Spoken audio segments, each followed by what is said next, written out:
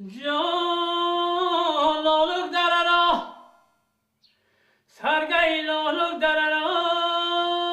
این سرود خلقی رو محمد سفر مرادов در فستیوال آزمون تلویزیونی جمهوری ایجادیات خلق بوستون سال 1982 با سند بلند آوازخوانی اجرا نمود. حکمان آزمون مهارت بلند آوازخوانی محمد سفر رو به نوبت گرفته و او بهای بلند 10 خال رو سزاوار دانستند.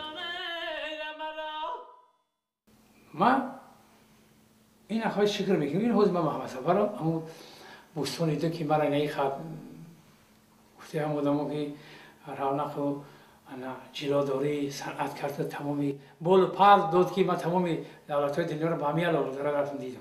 در ناحیه واسه آن سالها شعبه فرهنگ ناحیه هنرمندان با بوستان به طور جدی تیاری می‌دیدند.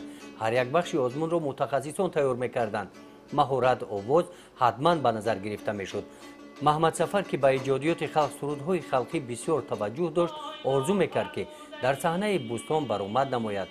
برای اجرای سرود یکه از بین بسیاری ها محمد سفر را انتخاب نمودند.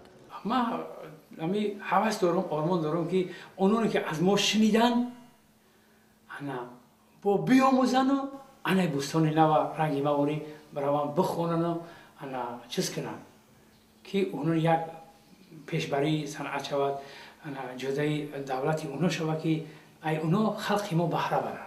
در فستیوال آزمون تلویزیونی جمهوری ایجادیات خلق بوستون سال 2017 از ناحیه واسه سرود یکه رو فیروز سرخان می‌سراید. فیروز جوان 24 ساله است. محمد سفر هم آن سال 24 سال داشت. فیروز هم با مانند محمد سفر از اشتراک در این آزمون آرزویش همین است که صاحب بهای بلند داوران گردد.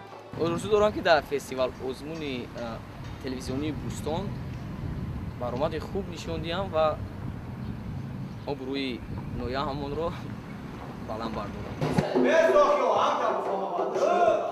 سرودی که فیروز به بوستون پیشنهاد نموده است با موضوع وحدت بخشیده شده است.